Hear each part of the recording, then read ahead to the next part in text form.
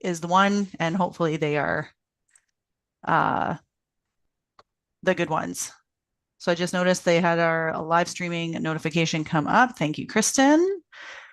And I don't, in the agenda, there's no indication of how to log questions. But if anyone is in the public and you're watching this, there is a way to log questions that you might have of the committee so that they are addressed at the end. And Kristen, can I get you just to hop on here and let people know how they can put questions into the chat or whatever so that we can address them at the end if they have questions? Yeah, so you can pop your questions into either the Zoom chat or you can send them to, oh, what is it called? Sorry, I'm not working on my own computer. I am in a hallway. Um, I think it's called responses. Something like that. I will type it in the chat when I find it. Okay, Sorry. that's okay. It's our first meeting of 2024, so 100% understandable that we're figuring out what we're doing. Here we go. Responses at acrd.bc.ca. I found it at the bottom of the agenda there. Oh, thank So you, Amy. if anyone watching has a question, you can email it to responses@acrd.bc.ca, and Kristen will check it before the end of the meeting and ask any questions that are logged there. All right, let us get going. I'd like to, if we can, do a round of introductions. We do have someone new joining us. And so it would be nice if we could do a round of introductions and who you're affiliated with and how much you enjoy being on the ADC. That would be great. So I will start. My name is Amy Needham. I am the sustainability planner for the ACRD. My portfolios are agriculture, food security, and climate action, and whatever other planning duties are required of me. And I've been here for a little over a year, and my family has been in the Alberni Valley for 3 years, moved from Alberta. I'm just going to go across my screen and call on people as I see them. Patty, do you want to go next and introduce yourself? There we go. Hi, everybody. My name is Patty Palmer. A lot of you know me as Patty Radcliffe, which is the name I practiced under as a veterinarian in Port Alberni. My husband and I both grew up in Nanaimo. We moved here in 1993, raised our two daughters here who were very involved in the 4-H program. And through that, I became a 4-H leader approximately 20 years ago. And so I was asked to sit on this committee as a 4-H representative. I'm very passionate about the 4-H program. On a personal note, I'm very passionate about small scale farming. I've been raising chickens since I was 12 and turkeys and meat birds and laying hens, I guess.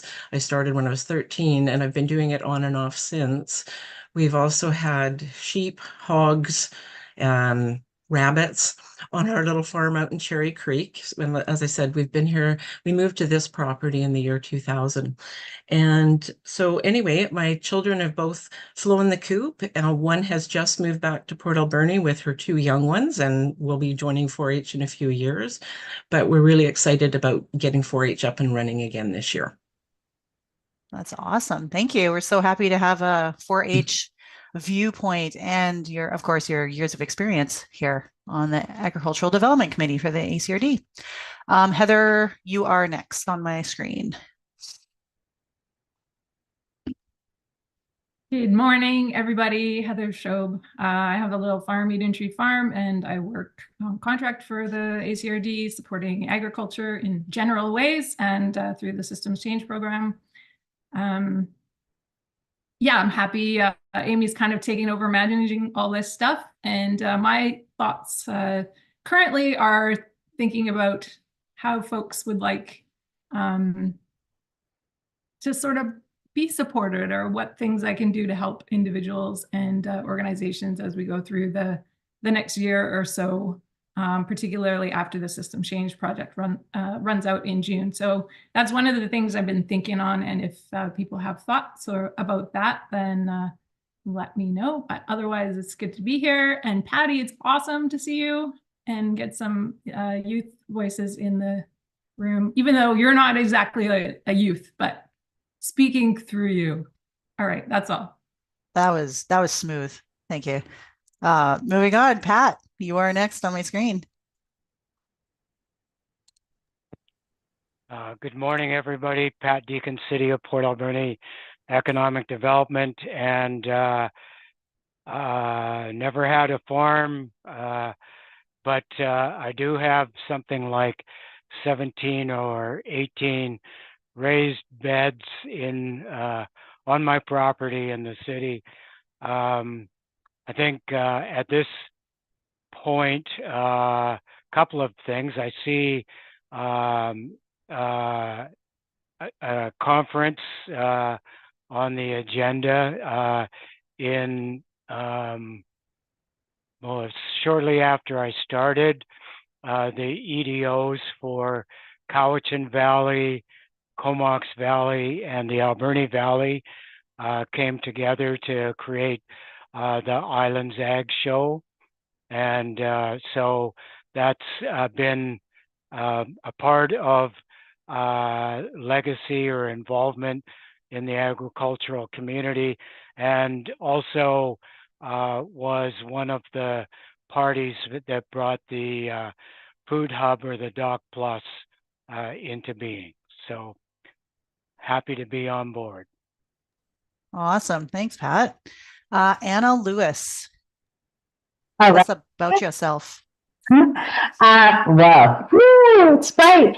I am the current manager of the Alberni Valley Food Security Society. I can also say I'm here. I see Tanya here. She's a fellow Farmers Institute member, but I'm not seeing some of our other members. So was the secretary treasurer for the Farmers Institute for 10 years, and I'm not doing that anymore. And it's lovely, but still super active in all these various roles. Grew up on a farm at the very base of the Beaufort, born and raised, dairy, hops, beef, you name it, we tried it. And currently reside on a small property which has farm status. And I'm like, oh yeah, it's that time of year where I need to start looking for some baby pigs. So yeah, thank you. Awesome. Fred. Thank you, Amy. Fred Boyko. I am the Beaufort director for the electoral area. I like to represent the Beaufort people as best I can. Many of the farms are in the Beaufort area, and like to take all the great ideas and suggestions that come out of here and actually try to get them implemented through the ACRD board as best as we can. Glad that we're getting the meat cutting program continuing on. I personally would love to have the time to do it myself. And yeah, let's keep it going. Thank you. Awesome. Thanks, Fred. Tanya Shannon. Good morning. My name is Tanya Shannon. I live out in the Beaufort. My husband and his family have a dairy farm that's been running since 1935 in the valley here. We're currently milking just over 200 cows and about 400 on the farm. I new for the farm, the last 18 to 24 months, we've stepped into some agritourism, and that's what I do on the farm. We have a cabin that we run as a short-term rental, host some markets and workshops throughout the year. And last year we did a farm dinner event to promote and showcase local producers and products. And that went really well. So I'm actually just, Anna's just talking about sourcing pigs for the year. I am putting together, working with my chef to start seeing what we need for ingredients and putting that bug in everybody's ear before they start growing to do it again in July. Thank you. Ooh, that's awesome. Thank you. Helen, good to see you. Good morning. Sorry I was late. Oklahoma, Helen Zanetti, SD School, Pacific Rim School District Trustee. Happy to be here. There you go. Short and sweet. Awesome. And last but not least, Kristen. Hi, I'm Kristen. I'm an administrative assistant at the ACRD. I also do records management here. I grew up on Gabriola Island. I was very involved in 4-H over there, raised rabbits and chickens and had some goats and a horse on a different property.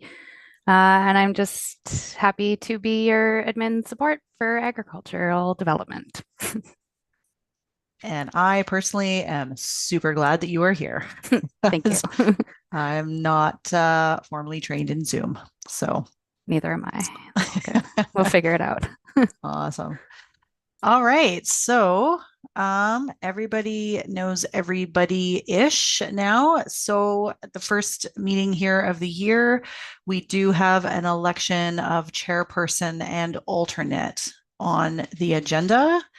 And if people want to put their names forward or nominate other people for chairperson and alternate, it is not a super onerous gig. It's basically calling the meeting to order and running through the agenda and making sure that if a motion needs to be made, that a motion is made.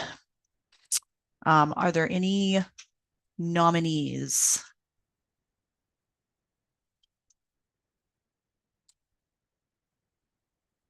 Oh, there's a lot of silence. A lot of silence. We do need a chairperson, and I don't know if I can actually chair my own committee. So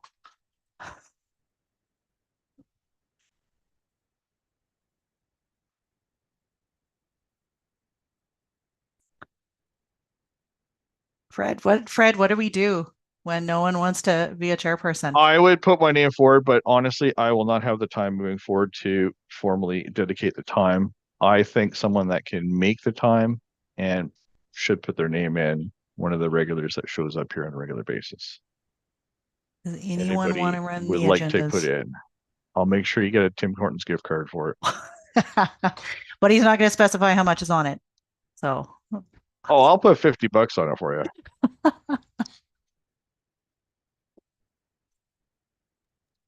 Oh my gosh, I hate this because I'm feeling like, oh, hot seat. I actually have some privilege here in the room being here, so I suppose I could rather be an alternate. Can't say I'm the best chair. Done it before. Anybody else? if Heather is willing to take the primary chairperson job, then do we have any volunteers for alternate in case Heather cannot make a meeting? And is that okay, Amy? Also? Yeah. Fine by me. I don't really see people knocking down the door. If Heather is chair, I will go forward as alternate. Yes. Just because I mean, I know I usually make all the meetings, but I just, with everything going on, I don't want to have that in case I can't make a meeting. So I'm happy to be alternate for Heather. Oh, wait. Lisa just joined. Sorry, guys, just in from the barn chores. Jamie's working at the mill today. Congratulations, Lisa, your chair. Yeah. I'm just kidding. Well played. Well played.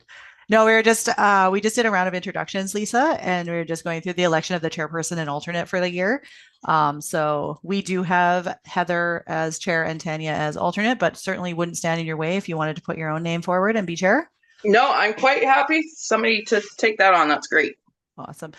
We do have a new member here. Patty is here as a representative for 4-H and youth in the Valley. I was wondering if you, Lisa, could give a little bit of an overview of who you are and your operations, stuff like that.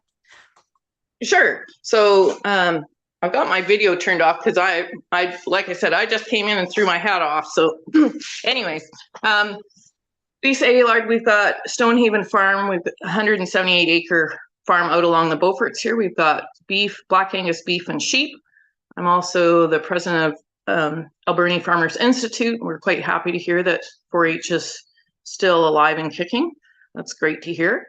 We're hoping to get some things happening this year. So it'd be great to have somebody represent 4-H at the Farmers Institute as well, as we used to in the past.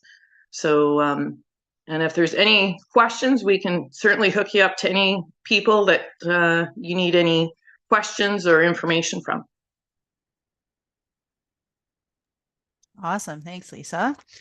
Question for people who might know the procedures by law better than me. Is there a formal election that has to happen, or the fact that we have Heather putting her name forward and Tanya as alternate good enough? They can be logged in the minutes and Heather can carry on from here. I'm pretty sure we can just state that it's by acclamation. Okay.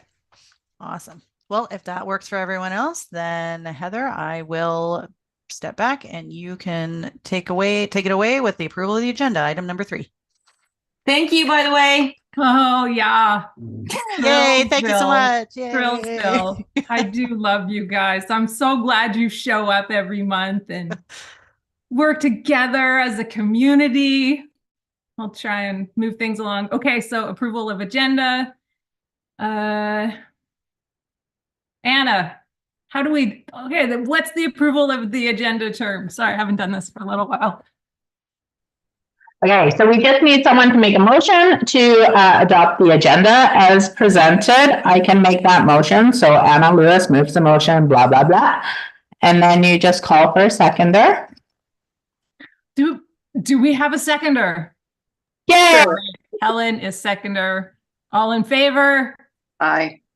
Aye. Awesome. And we need a motion to approve the minutes from the meeting held November 21st, 2003. I can make the motion. I see Lisa and I saw Tanya seconding there. All right. All in favor? I see Fred, Aye. front and back. All right. Thank you very much. Heather, can I just interject? I just wanted to let everyone know, because Patty is new, the minutes are hosted on the calendar of events on the ACRD website. So for anyone who wants to review minutes, what happens is we have the meeting, Kristen does up the minutes have to go to the board in order to be reviewed and then adopted at the board level. Once the board adopts them, then they are posted to the web page that was the meetings web page. So if you go in the calendar of events for November 21st, you'll see the ADC meeting in there. You click on it, it opens up, it has the agenda in there and the minutes. So you can always review minutes. You could go back in minutes, a year if you wanted to, and review the minutes of everything. And then the live stream is hosted there as well. So you can actually see a recording as well. I just wanted to let you know. Sorry, take it away. I see Helen has a question or comment. I just wanted to ask about that, because when I attend these meetings on behalf of the school district, we take them and they go into our public meeting minutes. So I shouldn't give any minutes from here. I should make sure they come directly off the website, because when they're posted on the website, that means they've been reviewed by the ACRD board, right? Okay, just want to make sure I'm doing it right. Thank you. It'll delay the minutes getting to ST70, but at least when you present them there, if they're logged in an official record, they're the official minutes that have been adopted by the board. So okay, I'm going to throw in another question here. The minutes are adopted by the board, but typically, and what I didn't do today is that, are there any amendments to the minutes, or does anyone have any amendments to those minutes? So do we not do that anymore? How does that work? Or then it goes back to the board another time? yeah, that's the part of the timeline that doesn't really work for people amending the minutes. I guess, Fred, if there was a severe issue with the minutes, the nice thing is that Fred is here. That's the awesome thing about having Fred as our electoral area director, is that he is the link that sits on the ADC. He's here front and center for the meeting, and then he goes to the board meeting, and he also reports out on things. So if there's any questions at the board level on what happened, it's nice that Fred is there as our representative to no, this is what actually happened or anything like that. I imagine if there were any large amendments that went from the board level back into the minutes and the minutes were amended, that they could come back again to the ADC for review. But if they've been adopted by the board, correct, Fred? They are that's the final version. That's correct. So what I do is I'm here to put my notes and thoughts into things, but also record some of the more pertinent, important details. And at the next board meeting, there's one tomorrow, but I don't know if it'll be that fast. I take all the important notes and say them out to the board so everybody's aware of it, and double check the meeting minutes. And then we move forward. Yeah. Yeah, so I don't know if there's, I can check into with our manager of administrative services, just if someone from the ADC comes back with a change in the minutes that was maybe missed by everyone, because it happens, then what the process is to get those minutes reapproved. So the official version with the correct information ends up on the website. Because I've been wondering that myself. It's just you brought it up. So, well, let's just say that when we review the minutes from the previous month, if anyone has any issues, or hopefully you've read them by the time we show up for the meetings, then if there are any major changes or whatever, we'll bring them up and we'll figure it out at that point. Doesn't typically happen, but there can be sometimes errors that people don't like recorded into public recordings. And I think it's fair that people with the ADC have a chance to speak to that if they feel like there's been a mistake. Of course, it's all recorded, so we can just go back and look. Yeah, that's the nice thing about having the official committee meetings, because this is a standing committee of the board, and under the procedures by law, they are all live streamed and recorded. So that's the nice thing about having it, is that you can always go back and double check what was spoken about or anything like that. So it is nice that way, that it really increases the accuracy for people that are taking minutes. For people like Kristen, the administrative assistants that take the minutes, it really helps them get accuracy in the minutes to make sure that the final version going forward with the proper motion carriers, the proper seconders, it's all correct, because she can double check. So. All right, so let's move on. Item number 5, correspondence for action and information. I believe, Amy, this is back to you. It is. So this is just a general request. Please, please, please, if you weren't planning on attending the Islands Ag Show, this is not a request to make a special trip down island. The weather is not the best. Things are very unpredictable. People have different mobility abilities. And so if you are not planning on attending already, please don't take this as a requirement of the committee to attend. Not what this is at all. All this is I am attending, I'm running the booth, I'm taking everything down there, all our information, everything for the ECRD, I'm printing off new booth things, all that sort of stuff. I'm going to be there for the trade show at the Islands Ag Show, February 2nd and 3rd.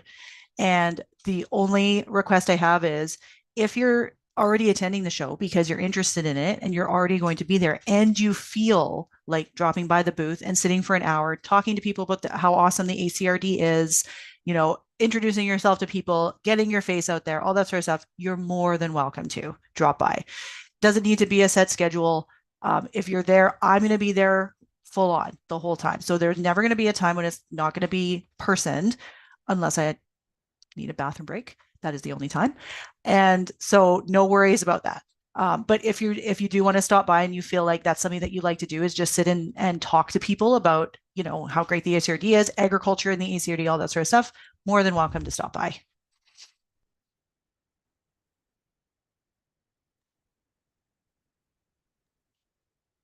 That's all. Thanks, Amy. Does anyone have any questions about that? No, I'm hoping to get down, Amy. Jamie just hasn't looked at the schedule yet to see if there was a show or a workshop he was going to go to. So I plan to be down. I just not sure just when yet. The addendum to that is, because I am going to be representing agriculture, if anyone has any related information they want to include in the booth that you would like to have, please bring it by the ACRD office and drop it off for me, and I'll include it in my bins and I'll put it out and I'll speak to it as best I can. So if there's anything that you want to include, please do get it to me.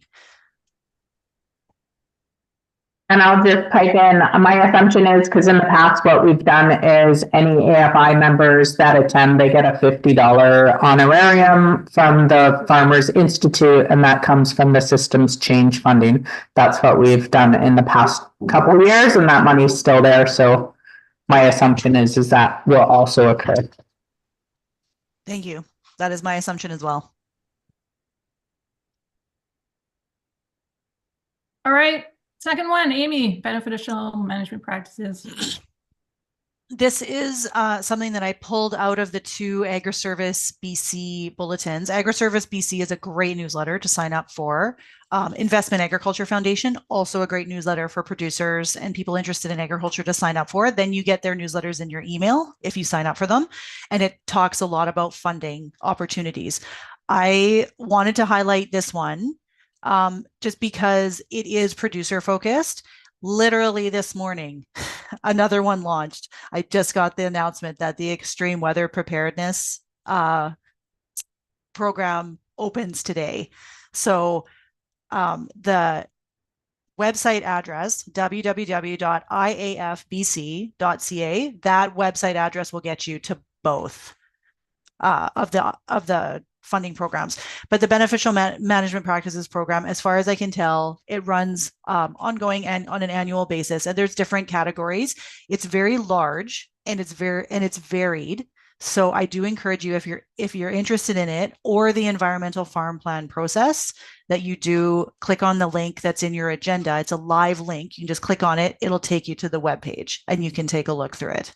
So it does that work for you. If you have any questions, you can get a hold of me and I'll help you as best I can.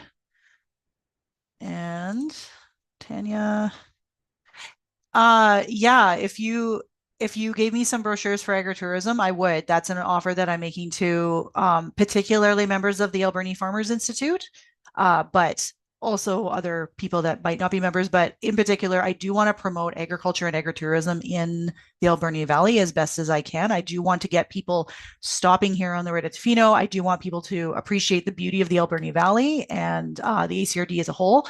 So definitely, I would love to do that, particularly for members of the Alberni Farmers Institute. I think it's important that we do that for members. So please get it to me and I absolutely will. Amy, I note that Cecilia is not on the call with us, and she is actually away, I think, at a conference this week, getting back on Monday the 29th. And I think it would be important to have some material from the Food Hub, the Doc Plus, at the That's event. awesome. That's a great idea. I'll get a hold of her. Okay, I do thank try and you. keep her updated. She actually has unfortunately, she has a competing meeting that she can't miss at the exact same time slot as the agricultural development meeting. But if she has updates, she tries to send them through me and then I try and send her updates. But that's awesome. I'll email her and try and get some information from her. Thanks, Pat.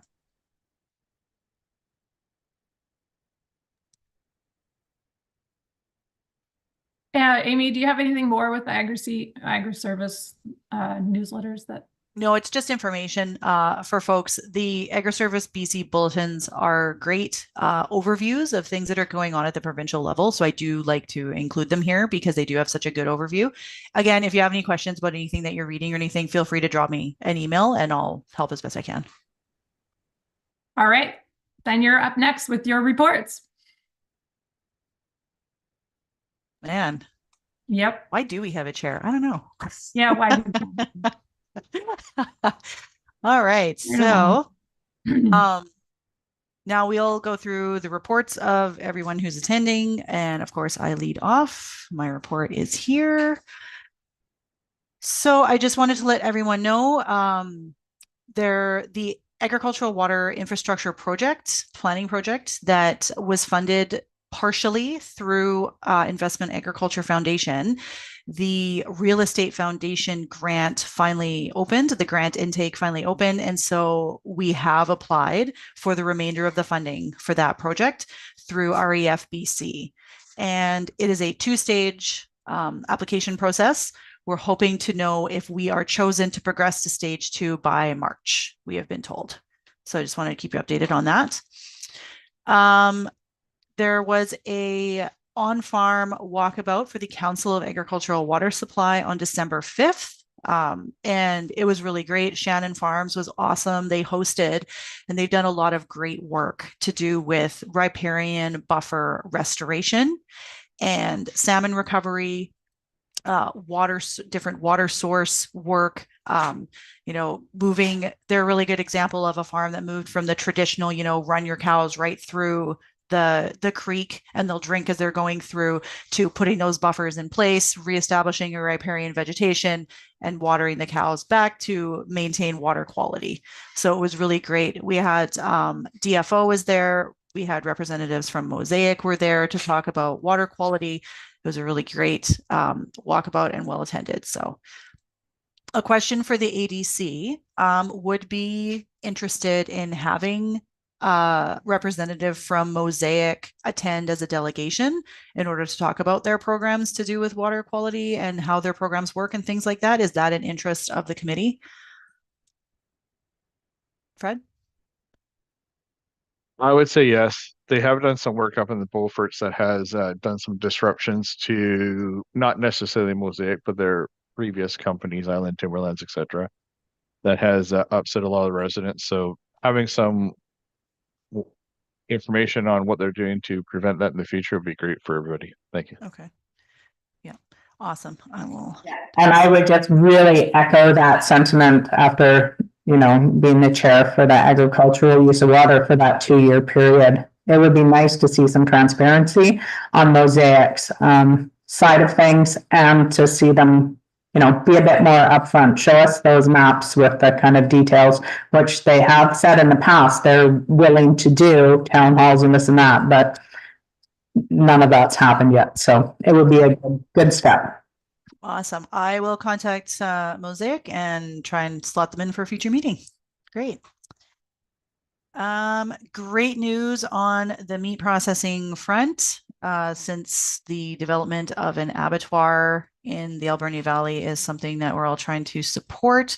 But in addition to that, we also have a dedicated shortage of meat processing workers. And so working with NIC, North Island College, to put out the meat processing fundamentals course, we were successful in obtaining the Canada Workforce Response Grant for a second time, which was fantastic since they kind of gave us indications at first that they don't like to redo projects a second time. But we worked quite hard at getting local business support and making a strong case for the fact that even if you do train people, meat processing is something that might not be suitable for some people, even if they are willing to give it a try and take the course. When they get into it, they might find that it just does not work for, themselves. It's hard work. It's dealing with dead animals, which some people can't handle. It's heavy work. And so we're really glad we're into the recruitment phase. So now we're actively recruiting students for the February 20th start date. It runs February 20th to March 28th. Please feel free to pass along Leanne Moore's name.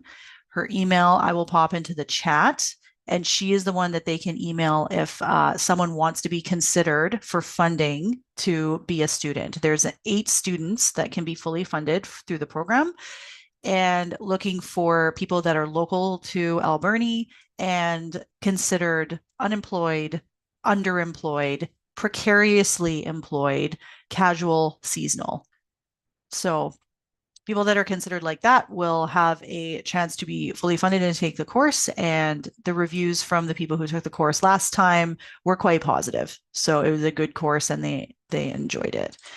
So I'm just going to...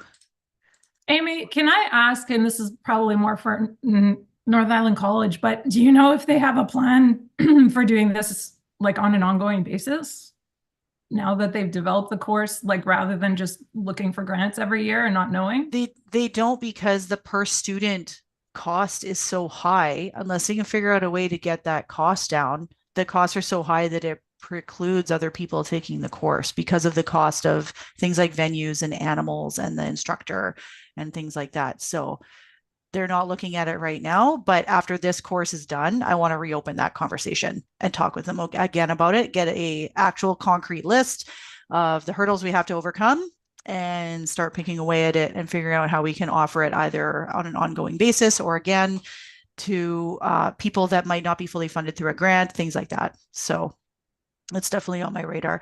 For this round of training, the college actually developed a meat processing fundamentals level 2. And so that's like an advanced course, but you have to be a graduate of the first level in order to be eligible for the second level. And so we figured that there might be an option for running a full class of 8 students with the second level. If we have 2 classes, so 16, a pool of 16 graduates from the first level to choose from, we might be able to fill a second level. So that's also on the radar as well. And I'm not sure if the Canada Workforce Response Grant, if the province will look at funding a level 2 to advance those skills or not. But we're definitely game to take a try, even if they say, because I mean, they gave us negative feedback on this one and then they ended up granting it. True, it had to do with other people that were applying for the grant, didn't have as strong of a case, but still. And so we might approach it from multiple kind of avenues to try and build these skills in the workforce, in the local workforce, because it's not something that people are really choosing to go into. Butchery is not generally a highly sought after, trade. So yeah, I think the other part is, even in terms of the financing, there's all the meat that goes through that program. And I know there was an awful lot last year that was donated. So that might be a financial stream. But the other benefit that this program could give is actually an access spot for people to get their animals processed, which we all know is a big challenge around here. So it's the other way to think of that, and maybe looking more into trying to get the animals and then getting some financial incentive from the service of processing the animals as putting on this course. I think the course was originally intended to meet a whole bunch of needs, one of which was training, but the other was just increasing the access to processing in the Valley, which, yeah, I'd hate to lose another one of the tiny steps forward that we've taken on those things. I did look around the Valley for people that had animals at the right stage. I did follow a couple leads from Heather, thank you very much. And they just didn't have the animals. Their animals are actually processed already. So the timing didn't work out on getting local animals, unfortunately, this time, but I'm going to keep trying each time. And that's part of the thing with making it like an annual thing. It might not work year 1 or year 2, but as it becomes routine systems and kind of, it's the annual event, you can plan around your it pigs as a around, producer, which you can't do if you just find out, a few weeks before. February is a horrible time to think about like the end of February, beginning of March. It is just not a great time. So yeah, I'm thinking fall would be better. For instance, lambs are born in the spring, and so they're ready in the fall to be butchered. So they're seasonal. The other thing is, I think some small producers that can get the on-site slaughter would like to integrate into cut and wrap as well. And that's something that we're finding personally that we need to be able to access that ourselves. Again, it's the timing and everything else, but having some kind of a course that could actually help, new farmers that are interested in being able to do farm to table, I think would be very beneficial. Having a course that's, kind of all day for weeks at a time might not fit in with some of those producers' abilities to attend something like this, unfortunately.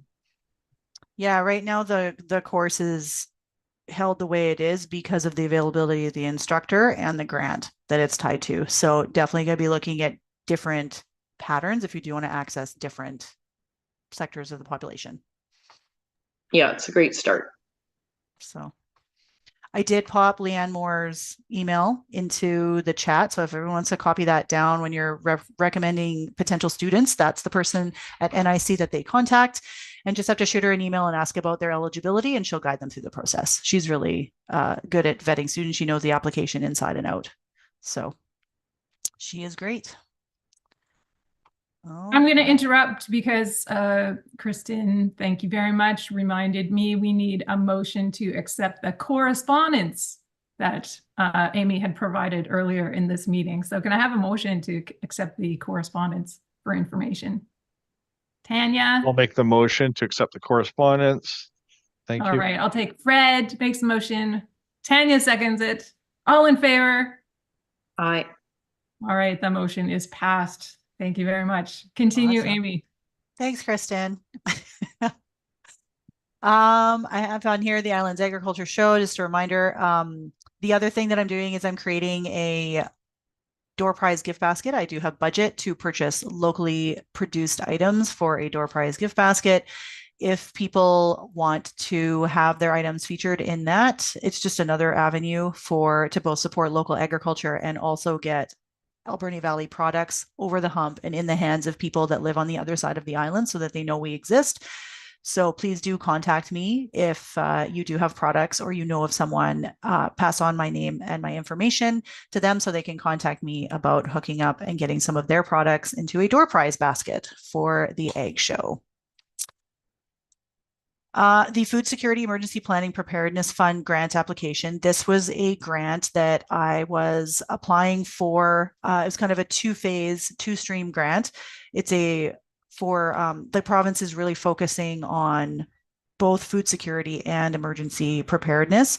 And so the grant that I applied for was for phase 1 or phase A, I guess, was the Alberni Valley, more traditional agriculture, looking at things like livestock emergency plans, mustering points, if there's needs for fencing and pen infrastructure, things like that in the Alberni Valley. The other portion of the grant that I applied for was looking at food security and emergency preparedness from a West Coast perspective, which differs quite greatly from the Alberni Valley. There's no ALR land on the West Coast, but food security is a significant concern in both remote and Indigenous communities. And so if the funding is approved, that phase of the project will be approaching those communities to define what food security looks like for them, what steps can be supported down the line with future funding to help secure their food supplies in case of an emergency. And I just checked the Investment Agriculture Foundation website. It looks like the announcement is right now set to be announced for funding decisions in March. If you have any questions, if anyone has any questions, just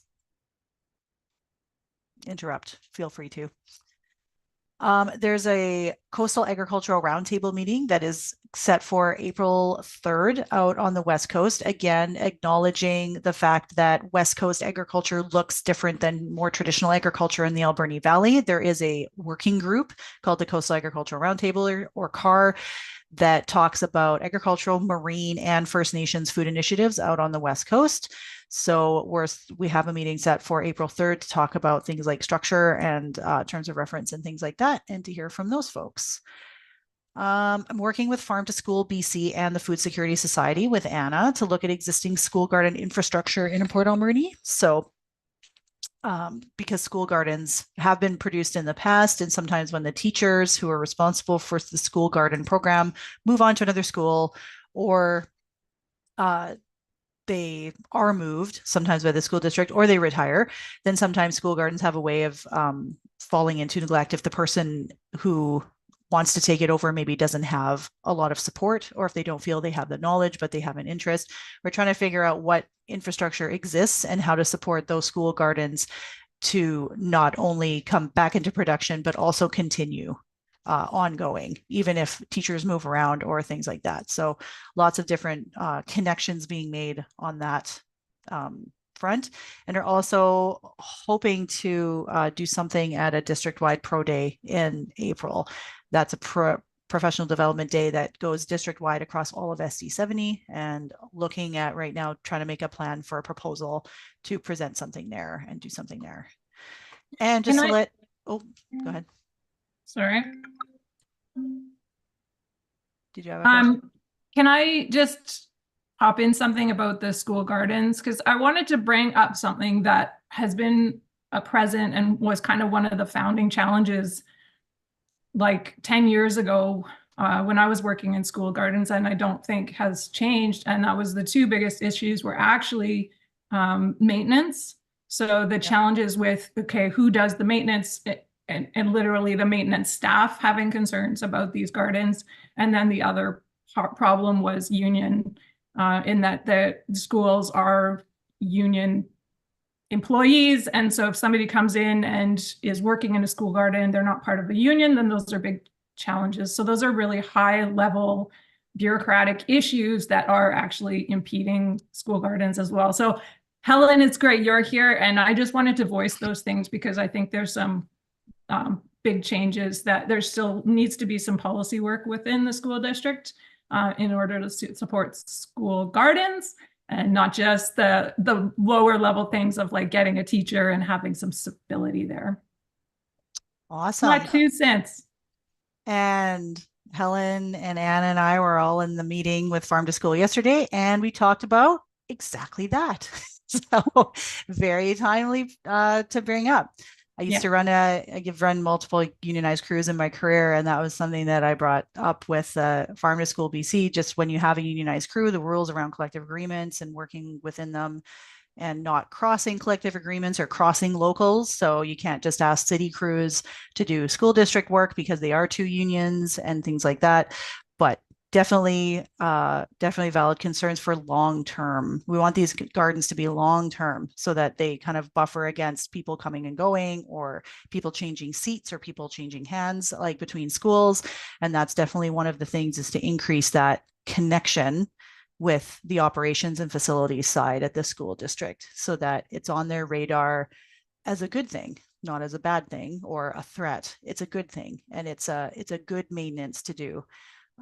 In addition to more ornamental maintenances, these are things that are maintenance related, but they're also teaching related, and that crossover can be a really good thing that I like. So awesome. Thank you, Heather.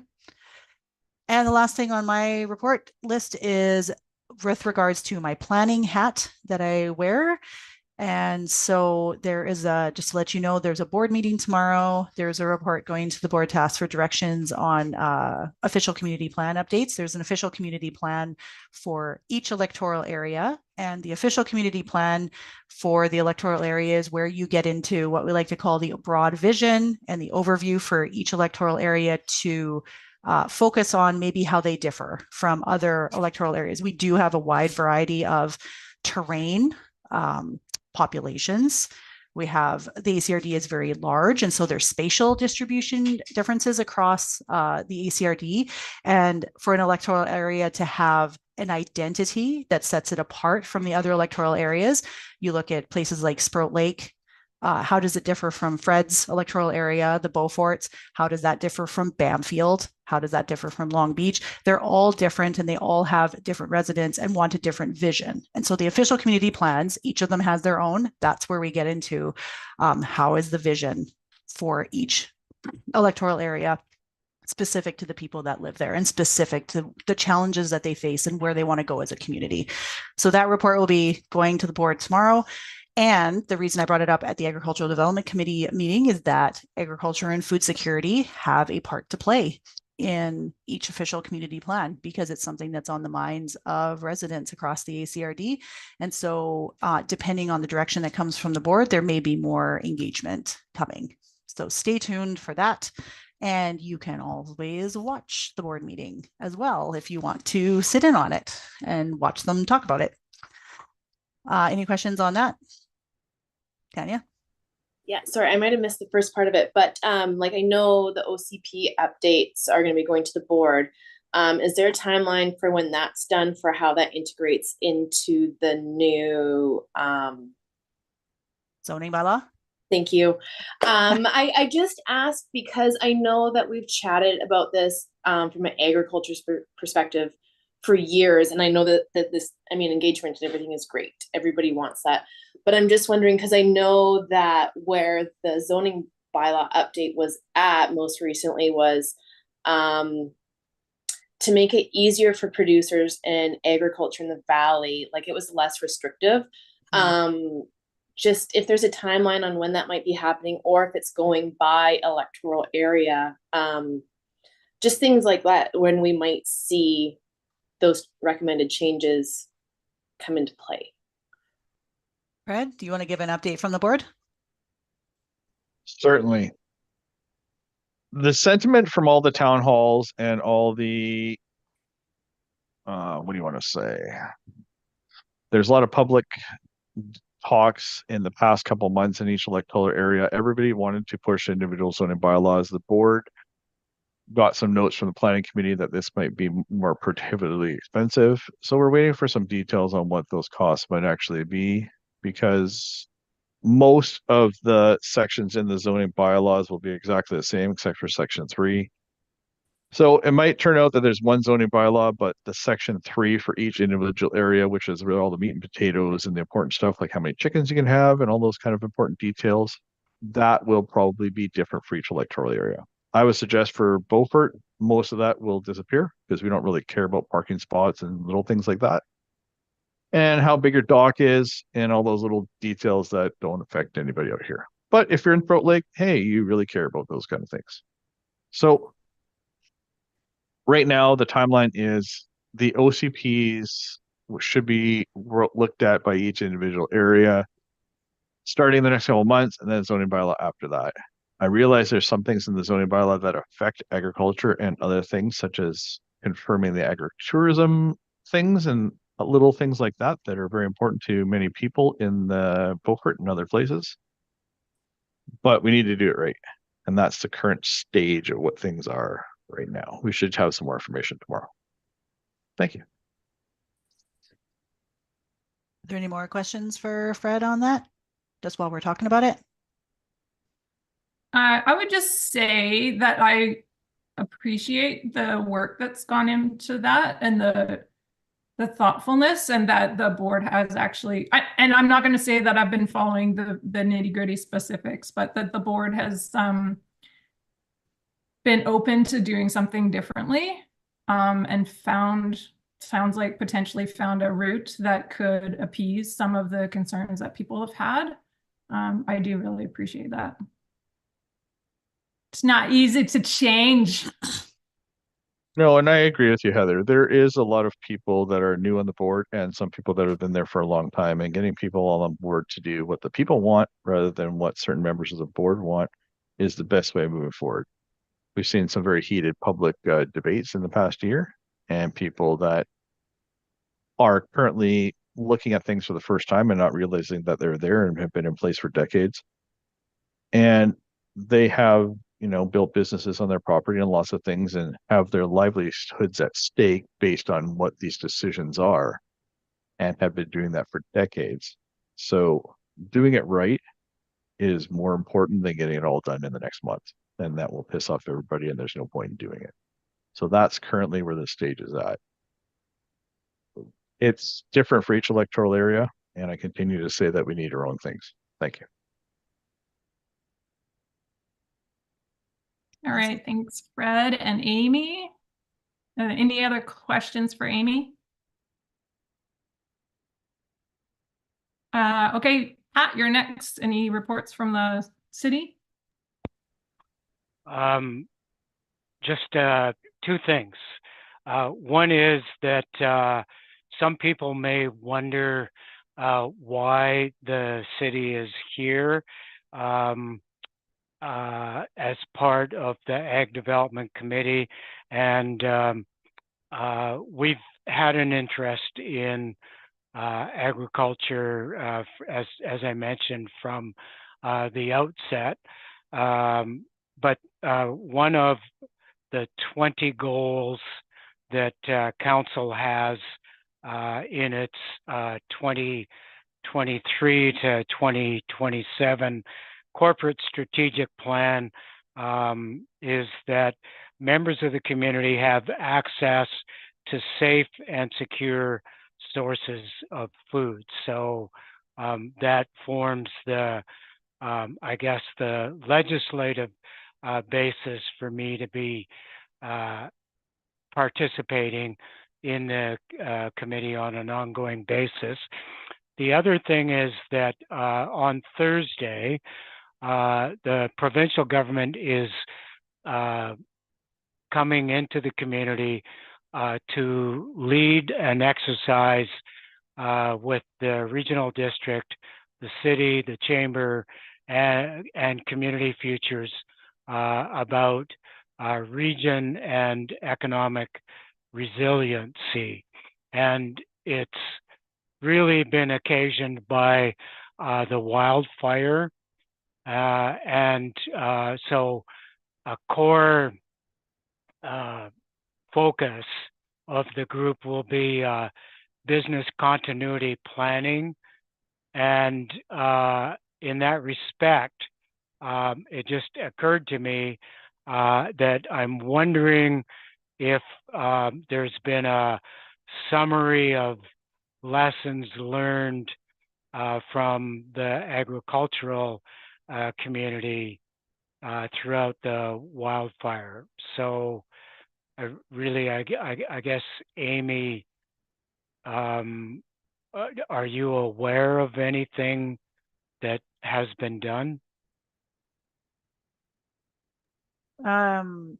There's been lots of issues that were caused by things like wildfires and supply chain disruptions. I know there were producers in the valley that either couldn't get their animals to slaughter or had an intense difficulty getting their animals to slaughter.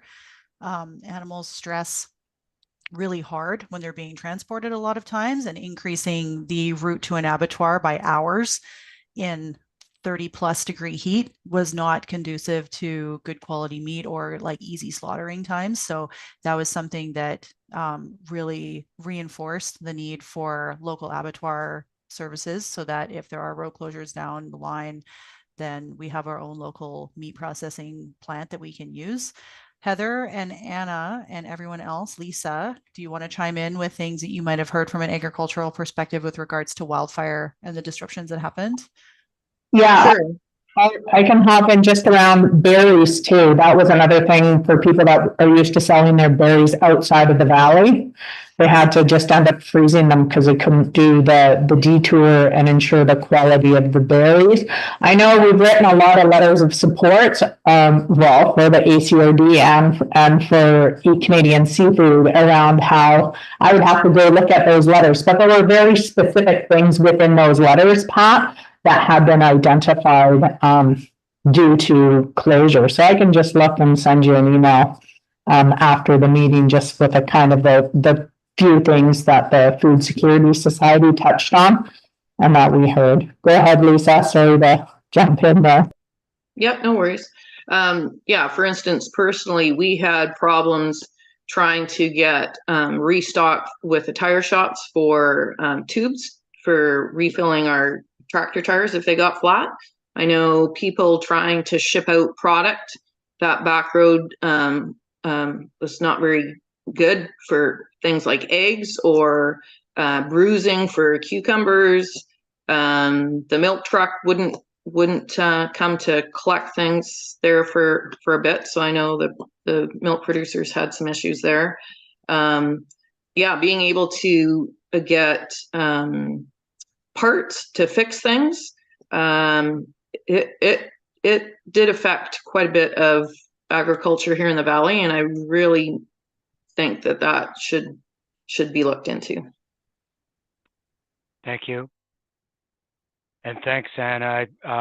If you would forward those, I'd be grateful to have them. And yeah, I was aware of some problems with milk producers as well, getting milk out, having to spill milk on the ground because it wasn't going out in a timely way. Also, the bruising of products, worth noting. Thanks. I appreciate all of that. Pat, I'll just add, the first thing I know, the province at like a bigger scale has done some stuff about impacts of wildfire on agriculture that they even talked about here at some events we had in the past that were very similar. So that's big picture. But then the other thing that came to mind is some of the correspondence that was during the pandemic, and a lot of the impacts were actually similar. So I just found a letter that was sent to the Minister of Agriculture during the pandemic and from the regional district with some requests to the province in order to help local producers promote a stronger local food system within our region. A lot of those would be very similar, like grow local programming, supply stores, sharing information with foods producers. Anyways, there's a whole list, so I will share that back to you too, and that's actually from the regional district. Thank you. That's end of mine. Okay. Helen, any reports from this school district 70? Yeah, I'll just give you an update of what we've been doing since December, I guess, or our last meeting. I know I talked about the Learning on the Land program that Dave Moore is doing. So that he gave us another update on the process and how that's going, and sounds so great. And that's something that I think that, you know, you guys should know that's going on, and there's a lot of land involvement and gathering and indigenous ways of doing and farming and student garden stuff. So just to keep you on top of that, the plan is the hope, I guess, is that we will have the program start in September. And they're looking at, I believe, if I remember correctly, I'm sorry if I get the detail wrong, 16 cohort for the first semester and 16 for the next. If you need that exact information, I can get that for you. Funding announcements are coming out. We have our public board meeting this evening at 5 to 6:30, and it's at Alberni School. You're welcome to attend. It's also on, you can attend Zoom or Teams if you like, and just go onto the website and you should be able to access all the information. That's the SD70 Pacific Rim website. So that's happening tonight. We always have policy we are reviewing. I mentioned before. So if you're interested in what kind of policies we're doing, just again, go to that same website. You're welcome to have input there. They're posted for 30 days. The revisions or new policies. Public land. So there's a notice you may have seen in the paper. I'm just going to grab it so I read it right. Pacific Rim School District considers disposition of property. The property is 3861 Anderson Avenue. It's the old Fast. I'm not sure what it was before that, Calgary or something. I'm sorry, I can't remember before me. Or not Calgary. Anyways, it's on Anderson. So looking at possibly disposing of that. We're seeking input as to the best use for this land and invite written comments from the public on or before the 4 p.m. on January 31st. Again, you need more information, you can go to the local paper or talk to me or go to the website. Approval, we have approved another board authorized course, and this one is the ADSS Indigenous Leadership course. So we did that in December, if I remember correctly. We had a food program review as well at our last board meeting. So I mentioned that at the schools. Hang on. Oh, I'm not going to get it because I get nervous. Farm to school. Yeah, so, programs. School Food System Working Group. That's it. Thank you. You guys know what I'm talking about. I'm so thankful, but thank you for helping me. So I'm trying to get a grasp on all of those volunteers, funded ones, and different what's happening in the district. So we did have a report last meeting. So if you want more information, you should be able to find that in the last meeting information, which should be on the website. We are also, we have a long range facility plan.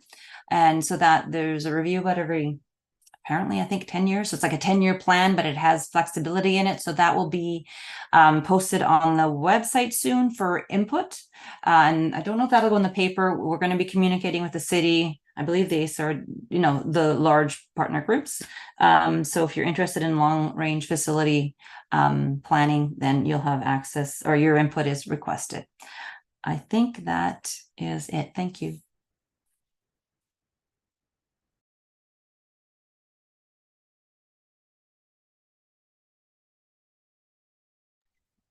Sorry about that. Thank you, Helen. Next up, Alberni Farmers Institute. Lisa, I think you're still president. I am still president. Yes, I am for a year. I told the new people that I would stay on for a year to get them up to snuff. We got a few new people and they're feeling a little overwhelmed after they've gone through some of the previous emails and trying to get themselves up to snuff on it. We have somebody who has taken some governance courses at university, so he wants to make sure that our bylaws are up to date and that. So we've got that happening as well. We've got a few things that we're going to try to get organized this year. We're thinking about getting the Farmers Institute new logo out there. So we're looking at possibly getting some shopping bags made up to have for the market. So how that will look, I got to wait until our next meeting before we really get some things done up about that.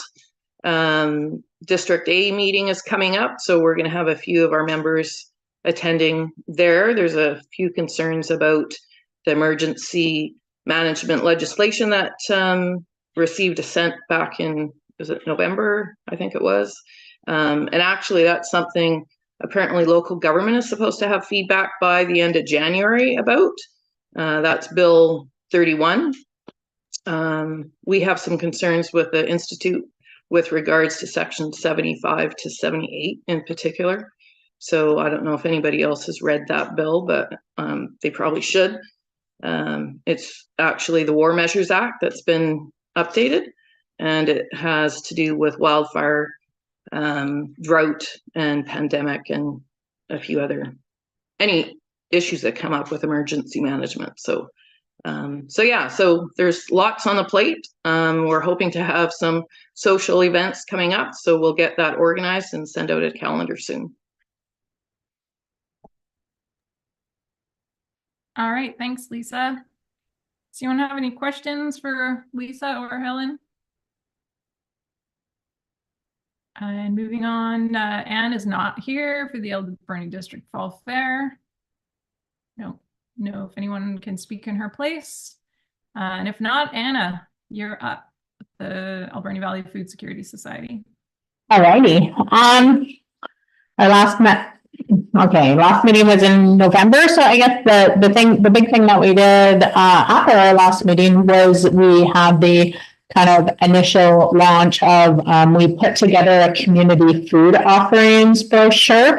And so we launched that at the Nourish Fair. So basically what it is, it's a snapshot, and it's something that we have decided that we will do on an annual basis, and just what local organizations are offering food services to the community at a subsidized or free scale. So this is constantly changing, but it was really well received, and we've already distributed over 500 within the community, and the feedback from NTC, Salvation Army, like they're just thrilled to have someone that's kind of taken that on, and that will continue to do it annually.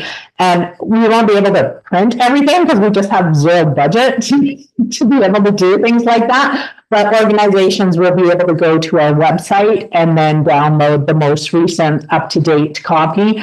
And as well, I'll email them every year. And then the other thing is that's coming up next month is a CD Saturday event. So that's going to be looking pretty good. We've got 19 different vendors that will be in attendance. So there's 28 tables that are booked.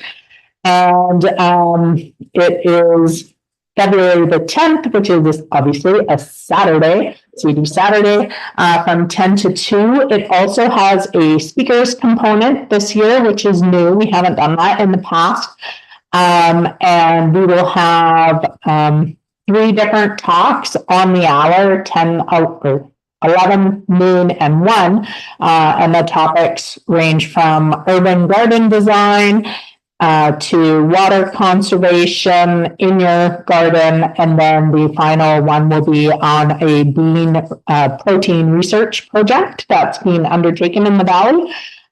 So yeah, I just encourage everyone to come on out and participate in some way, shape, or form. There will be a seed table as well. So if you've got don't want your old seeds that have been sitting in your freezer for 10 years, but if you have some viable seeds that you would like to trade, come on out and do a little bartering.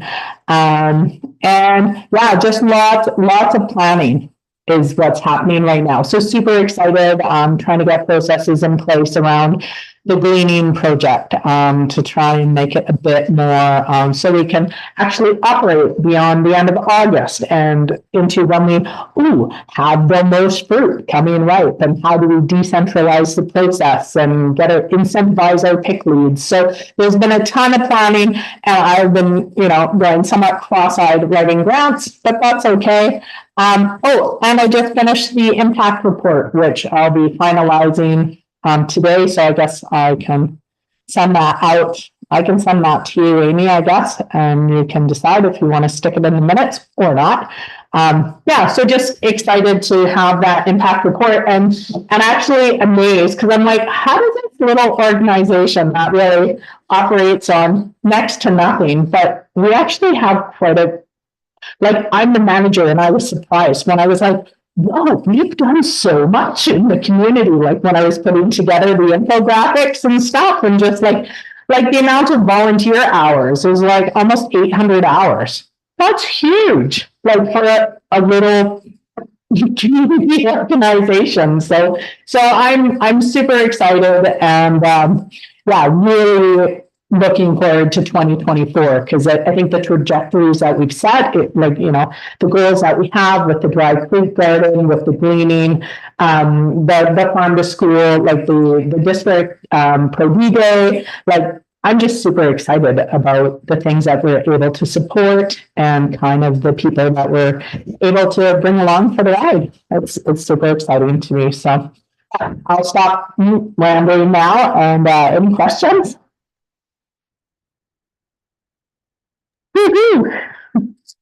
All right, thank you, Anna. Eat West Coast is not here. Haven't heard from Erica, Amy. The Chalmers Tribal Council, I know Jen sent her regrets. I could share something that's related. I was gonna talk about it anyways, a little update on the systems change project. But it's not the New Channels Tribal Council, but there is going to be a traditional foods gathering held in Port Alberni on Sechuk territory at the Matmas gym, and that's going to be held March 21st and 22nd. That was initially seeded with the $20,000 of funding that was available through the Systems Change Project. And there was sort of some joint decisions from the NTC and then a working group, and a lot of people have come together to decide on and start planning this event. And a lot more money has been garnered to support it.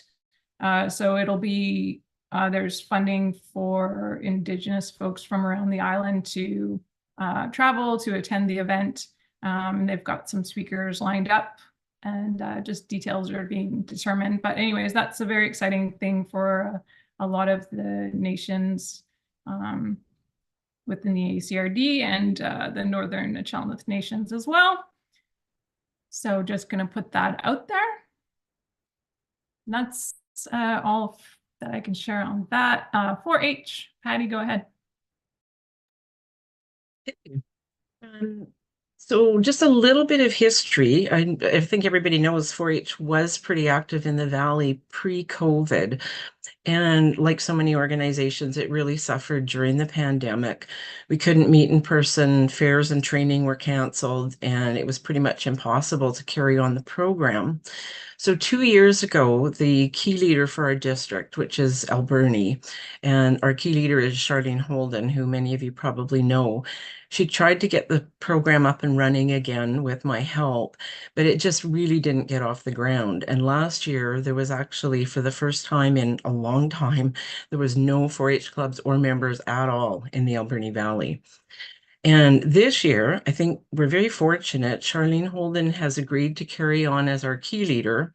And we've had 8 other adults step up as leaders, volunteers, including myself. 4 of these are former 4-H members that I know really well. They were in 4-H, some of them when my girls were.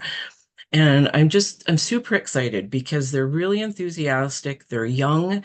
They know and understand the 4-H program. They've experienced the benefits of 4-H themselves, and they're willing to take on the role of leadership. So I really think it bodes well for the future of 4-H in our district. And as well as those 9 leaders, we've got approximately 20 members who are in the process of registration. Registration now is all online through BC4H. It's kind of an onerous process, but we're working through it. So the confirmed projects this year are Clover Buds, which are the 6 to 8-year-old members, and that's primarily my involvement, as well as the other projects we know that we're offering are horse, rabbit, beef, poultry, cavy, and dog, and possibly a foods unit as well. And that's for members ages 9 and up. So registration will be ongoing. If anybody is interested or knows somebody who might be interested in 4-H, please have them contact either through the BC4H website. You can give them my email address. Charlene, if you know Charlene, we're eager to get as many people as we can involved again. I'm pretty excited about the program coming up. Thank you. Thanks, Patty. Amy, you got your hand up. I just was wondering, Patty, if does 4-H Alberni have a Facebook page or a web page or anything like that? Just because I do have an agriculturally related Facebook page that I could share just to reach more people. If you posted, like looking for members and all the details, I can share it just to get more exposure. Is there? Okay, absolutely, Amy. Thank you. As far as I know, they're working on it. I'm not sure if there's a public 4-H Alberni Facebook page at the moment. There's a private one for members and there's a private one for leaders, but I will check into that and let you know. And I know they're talking about making a public one as well. Okay, awesome. Thank you. Thank you. And so glad you're here. Any other questions for Patty? Okay, thank you so much, Patty. It's good to see you. Doc Plus, anyone bringing any updates? Marine stakeholders, I do not see here. And primary agricultural producers. Does anyone else have anything to add? Tanya, were you gonna share a bit more about what you're looking for for the event? Or Sure. A little background for anybody that doesn't know. Last year, we hosted a farm dinner at the cabin, which is our agritourism spot on our farm, and my goal was to have an event where we showcased and supported local agriculture, not just by like promoting their products at the dinner. I had put a little pamphlet together of where we sourced everything and how guests from the event could continue to support them and where they could buy products that we had sourced, but also to purchase everything from these producers for the dinner at like their fair price without asking for discounts, or because sometimes we do that a lot to for-profit businesses, and I didn't want to do that. I wanted to fully support in every way we could and have, because I like planning stuff, have a nice evening on the farm, have a nice sit-down dinner. So that's what we did. We had 48 people, family style 4-course dinner with appetizers beforehand. And we had Chef Matt Dunk do all the cooking, and then Antidote Distilling was there to handle all the beverages for the evening.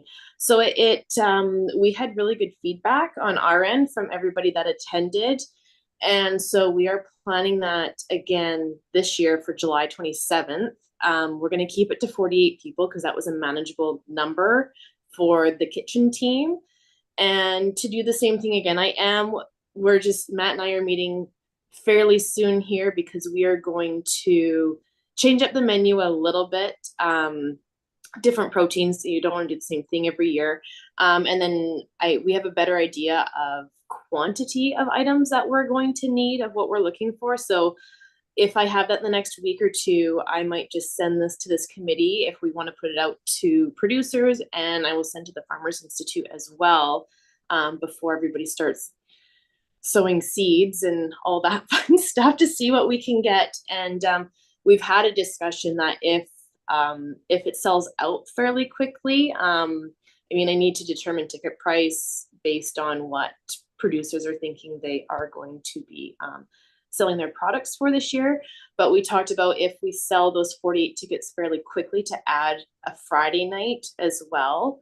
And we're throwing around the idea of doing like a small bites evening in August. So maybe not as a formal sit down, but more of an appetizer night. Still a nice evening, but just to see if we can expand it a little bit. But that's still early in the works. So Heather, I will, before the next meeting, I will have something out for what we're kind of hoping for the menu. And I mean, it'll be seasonal, of course, for what's ready, but we kind of have a good idea of what should be ready by the end of July. Thank you. If anybody has any questions, please shoot. I just have a comment because I was lucky enough to sell you stuff last year, as well as attend the event, which the food was amazing, the setting was great. And I was sitting across from business owners, people that I didn't know, which is fairly uncommon for me. And it was really fun. And then I saw some of like the person that was sitting to me on the left was a real estate guy, and he did a little video like that came out the next week, and that was well received. Like, so I just want to say thank you for raising the bar and bringing that awareness to the products that are in the Valley. And unfortunately, I have a wedding July the 27th, so I hope you sell out so I can come on the Friday night. Do my best, Anna. I just wanted to add, when Anna was saying that she was sitting across from, I think, Boomerang's owners, I think that's what you said. Have you thought about marketing to restaurants so that they will take this, maybe you already are, take this food that they're trying and, I can get more local stuff in my restaurant? I haven't thought about going to restaurants yet, but I mean, that's an idea as well. Like to have them attend is what I mean, like to focus the night. Sorry, I don't explain myself well, but if they were to attend and see how wonderful everything was, and then find out all these, with your pamphlet, all these places that they could source maybe for their restaurants. That's where I was going. Sorry. Okay. Yeah. I mean, when I did marketing for it last year, I honestly, I put it on our website for the farm and our social media and word of mouth. And the tickets went fairly quickly. Like we were sold out like 6 weeks before it was happening. I didn't go any farther than that because I didn't need to, which was, I'm so thankful for. But that's a great idea. If once we get it out, if it's a little bit slower than I would like to sell tickets, I'll keep that in mind. Thank you. All right. Thanks, Tanya. Any other producer reports? If not, then I need a motion to accept the reports. Thank you, Fred. Is there a seconder? Helen, all in favor? Few hands there. Thank you. Item number 7, late business, which I suppose means that if anyone else has anything to say or bring or talk about. All right. I do not see any late business, and then question period. So I think that's for Kristen to manage. Yeah, so I don't see any questions in the Zoom, and there is nothing in in the email either. All right. Well, that then closes this meeting, I believe. 5 minutes to 11. Do we have a... Yes, we have our next meeting date, Tuesday, February 20th at 9:30 p.m. is what is stated in the agenda. So maybe we want to change that to a.m. It's not 9:30 I'm not p.m. going to show up and chair a meeting. Please Yeah. don't. Everyone's asleep. All at right. But 9:30 anyways, p.m. put that in your calendars. And that's it, I think. I will adjourn the meeting at 10:56 a.m. Thank you very much, Awesome. everyone, and we'll see you next time. Thank you very much. Thank you, Thank Heather. you. Thank See you. you Good all week, next everyone. time. Bye now. Have a great morning. Enjoy Have the a rest of great your day. month. If you want some fun, HRD everyone. starts budget talks tomorrow morning at 10. Enjoy the ride. There it goes. Have a good day, guys. Bye. Bye-bye.